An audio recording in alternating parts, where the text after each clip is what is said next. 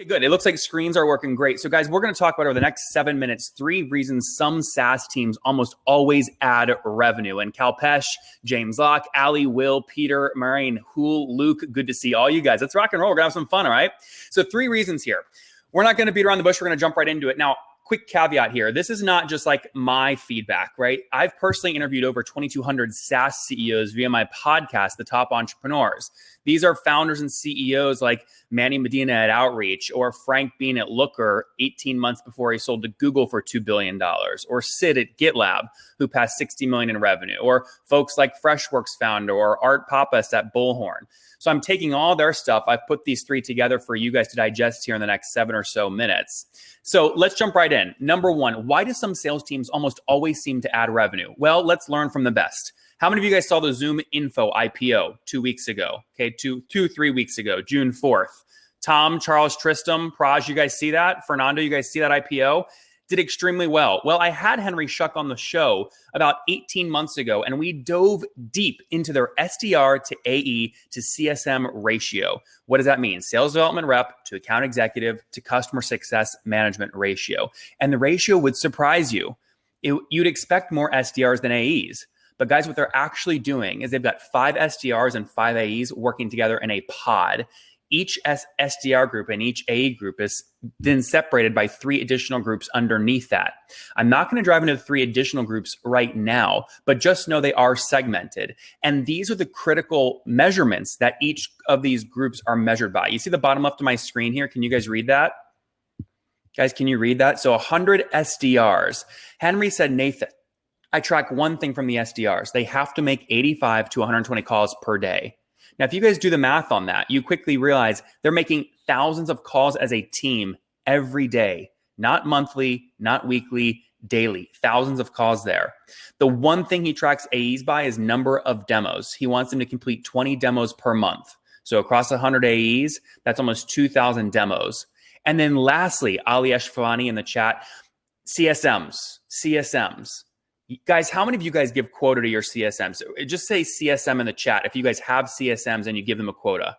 Just out of curiosity, how many of you guys have CSMs and you give them quota? Obviously, a lot of people do have CSMs and they have those customer success managers focus on things like retention and expansion revenue. But a lot of people don't understand how to actually incentivize them. Do you give them an individual quota? But what if a company churns and the CSM goes, well, that's because the AE onboarding a really crappy customer. They were never going to stick, right? Shrew Dindra, we hear this all the time. Dermont Madden, we hear this all the time from our CSM teams. So Richard Smith, the way to actually win this is what ZoomInfo does is you give a quota based off a book of business and also based off the team size. So for each CSM at Discover.org, again, there's 1 per 5 SDR to AE pod. Every book of business, every company that has 1,000 employees or less, that's a ZoomInfo customer, is expected to have 115% net revenue retention. For customers of ZoomInfo less than 25 people, you expect 90% retention. Okay, so those are the metrics that you want to be hitting. And if you want to dive more into this, I encourage you to go to ZoomInfo on GitLatka, and you will see the incredible growth that they've driven. I'm putting it on my screen here as well so you can see it. But they essentially went back from 2008 to 300 grand in revenue up to pre-IPO last year to 360 million in revenue. And if you want to learn more about how they did that, you can click on my interview with Henry Schuck here. So that is tactic number 1. Let's jump into tactic number 2, new channels.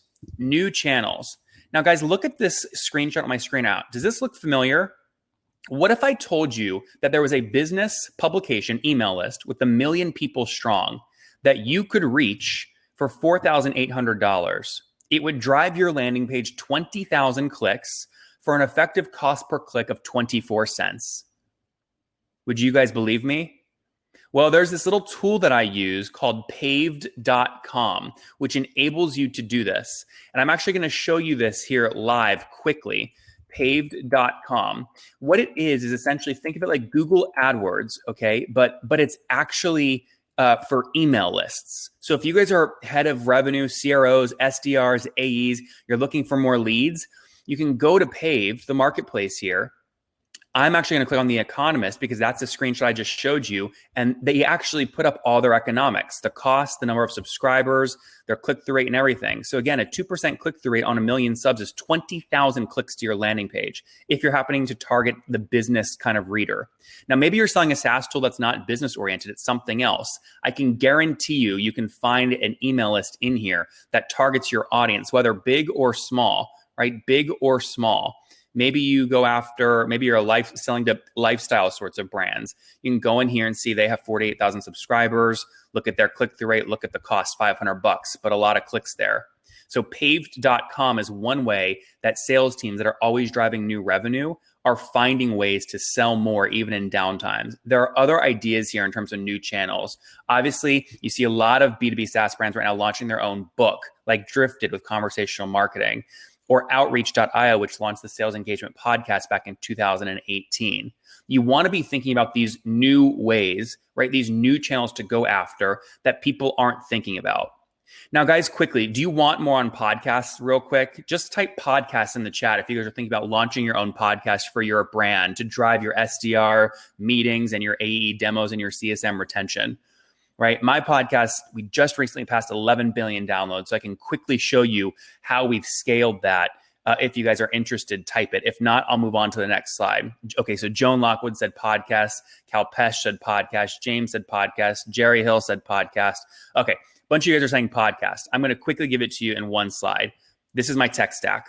Take a screenshot of this if you want. Okay, if you take a screenshot of this and tweet it to me at Nathan Latka and also hashtag SaaSGrowth2020, I'll give you my full 40-page article on how I launched my podcast and grew it to 11 million downloads. But this is the shortcut. Screenshot this. I use Ecamm plus Skype to record. And then I use Google Drive. I upload the guest's audio file, my audio file, the host, and the video file. I pay a guy on $5 or $3 per episode to produce them and upload them to my hosting software, Libsyn, where they actually get released every day. So you don't want to overcomplicate this stuff. A lot of people don't good in podcasting because they wait until their hair looks perfect and they have a big, beautiful home studio for $5,000. Okay, I have like nothing. I use this like cheap Apogee mic, right? It's $160. I've recorded 3,000 episodes on this microphone, okay, and got 11 million downloads. So don't overcomplicate things. And when you don't overcomplicate things, guys, you can get results like this. This is risky, by the way, sharing this stuff real time back end, but they say, what do they say? Show, don't tell. So I'm showing you here. You can see when you do this right, it's like doing a webinar to 10,000 people every day because we get about 10,000 downloads a day. And you see here on the back end, we've just passed 11 million downloads. So you have to remember, again, this is the second reason why these sales teams, some sales teams seem to always drive new revenue. Top SaaS teams all have media arms. The question is, do you? Own your distribution channels. I mean, I'm not even selling a SaaS brand. You can call me a great personality with a database at gaylacka.com.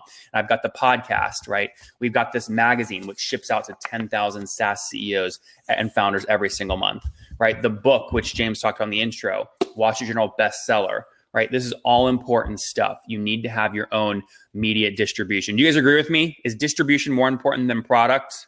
Pick a team in the chat right now. Product more important or distribution? Tell me in the chat. I want to see what Ann Harrington's going to say. Joseph Alwitz, I'm going to guess you're going to be a distribution guy. Jerry's going to definitely be distribution. What do you guys think? Distribution or product? You've got to have great distribution. A great product is not enough anymore. All right. And again, this is what happens when you get great distribution. You own your own channels, right? This book hit the Wall Street Journal bestseller. We were in the Wall Street Journal actual printed newspaper there listed. We were featured in Times Square on this massive 60-foot sign. I'm now on cable every 2 weeks talking about the economy, SaaS companies, etc. So own your own distribution channels. All right, step 3 before we wrap up. Step 3, teams that always seem to be driving revenue have figured out how to get instant payback periods, even when they have horrible churn. Because I just went to the next slide in case you minimize the screen and need to maximize so you can see this new slide. Instant payback period. You want to manage for velocity of money. How fast can you get your CAC back is more important than how long can you stretch your LTV, even if you have a 13-month payback period. Now, ideas to go get payback quickly. Put a book at the top of your funnel. Charge $29 for it. Hopefully your CPC click from Google ads, right? You can pay for it with that book sale, or launch a report, or do what Infusionsoft did in 2013 when they had churn problems. They launched an upfront productized service, and now churn is down under 4%, and they've rebranded to Keep, and they're at much better retention metrics. Now, one example I want to show you is AirDNA, which is a B2B SaaS tool that property managers can use. One way that they solve this is they sell an upfront report for $199, where you can see all the prices for Airbnbs in the location you're looking at investing. And then you can click $99 per month, where they will upgrade you. But look at how bad when I go to Get Latka and I type in AirDNA, right? Look at how bad their churn is. So revenue broke 8.6 million last year. Great economics, highly profitable, rule of 40, 91% year-over-year growth. But look at this, churn is 60%. Most SaaS investors, when you look at that, you go, that's impossible for that business to work. But you know why it works? You know why it's very profitable? Because they don't spend a lot on CAC. They put the report at the top of the funnel and they get instant payback periods. ClickFunnels, you heard from them earlier here in the conference. ClickFunnels also does this. So one way to find these companies that are doing this very well is to just go to Get Latka, click on cash flow, and explore these companies that have seriously high cash flows. That's a clear sign, and it's really a signal, usually a clue, that their SDR, AE, and CRO sort of roles are doing a great job getting that money back faster. All right, we are about 30 seconds away here, guys, from wrapping up, but I want to go back quickly and summarize, right? 3 reasons top SaaS teams almost always drive new revenue.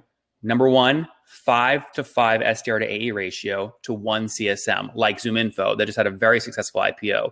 Number 2, they're always finding new channels like paved.com, or getting into podcasting, or launching a book. Or Jonathan Forshaw, they have figured out how to get instant payback periods like AirDNA. And when you have instant payback periods, if you have a close to instant payback period, if you're watching right now and you're a founder, this is more for founders, not necessarily SDRs or et cetera.